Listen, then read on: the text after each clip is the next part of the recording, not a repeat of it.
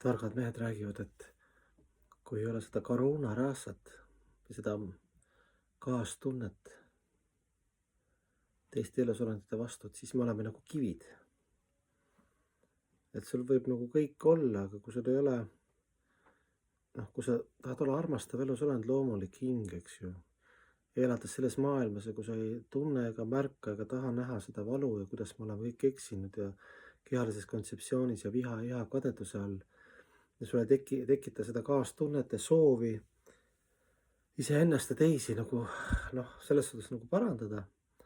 et siis me oleme kivid. No ja siis see protsess, õppimise protsess on ju niivõrd lai mõiste, et et öeldakse, et ema on esimene õpetaja ja üldse elusolendil. Ja neid õpetajaid on meil palju, eks ju, elu õpetab ja ilm õpetab ja tähed õpetavad ja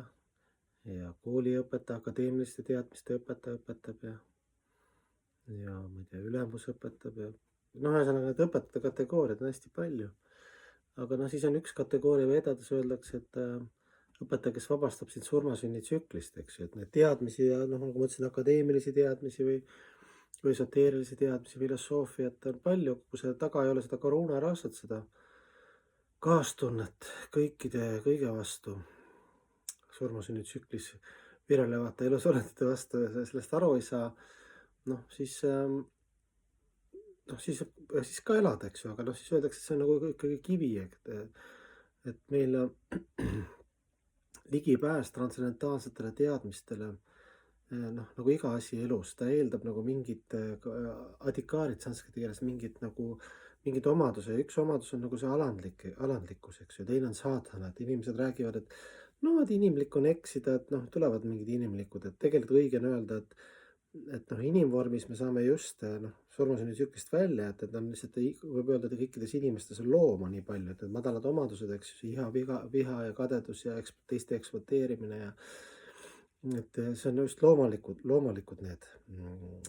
kalduvused inimeses, eks ju, et õigem on öelda niimoodi. Ja et neid loomalikke kalduvusi võita, eks ju, see õige õpilane ongi see siis, kes tahab surmasünnitsüklist välja saada ja näeb seda tunneb nagu kaasa iseendale, teistele, siis see saadhana on sanskrit keeles, see on reguleeritud vaimne elu. Sa pead sooritama, pühakirjad ja vaimne õpetaja annab sulle mingi praktika, eks ju. Nagu materiaalses maailmas ka midagi tahad ärimeheks saada, siis sa pead õppima seda värki kuskilt ja midagi, et sa ei saa niimoodi üleöö. Ja vaimses elus on ka, et siis see tõsidus ja sügavus ja regulaarsus saadhana pakti, see tekitab alles sinus selle kvalifikatsiooni, et alandlikkus ja tänulikkuses üldse sul tekib soov vaimset õpetajat otsida, teda teenida, talt saada need transcendentaalsed teadmised, mis siit surmasünnitsüklist välja aitavad, et igavese hinge teadvustamise ja jumala teadvustamiseni, eks ju. Et seda lauljam sanskriti keeles, seda nagu soovi või suurt sellist meeleheitlikult soovi teada saada tõde ja teisi iseennast aidata ja teenida kõiki tingimusteta armastusega. Kõiki nagu ütleme, et teada saada Jumalast ja vaimustuda Jumalast ja kõik, et see öeldakse, et lauljam peab olema, et siis sul tuleb nagu see info alla, aga see lauljam ei tule enne, kui süda puhas on, aga süda ei ole enne puhas niikaua, kui sa ei ole sooritanud regulaarselt saadhana paktit, eks ju, reguleeritud vaimset elu, teatud tegevusi, millega moodustuvad uued luubid, uued samskaarad, sest meil on elu järel ja selles elus on hästi palju nagu madalad harjumusi, aga siis uus regulaarsus ja vaimsed asjad, eks ju, püha nime kordamine, meditatsioon, püha nime laulmine, eks ju, kõik seal raamatute lugemine, loengute lugemine, pühendatud suhtlemine, pühitsetud toidu söömine, kõik see tekitab meile uued need, nagu me regulaarselt teeme, tekitavad uued samskaarad, eks ju, siis me oma madalamad need loomalikud omadused, neid me järjest rohkem suudame nagu alla suruda, viha, kadedus, need ikka tuleb välja, eks ju.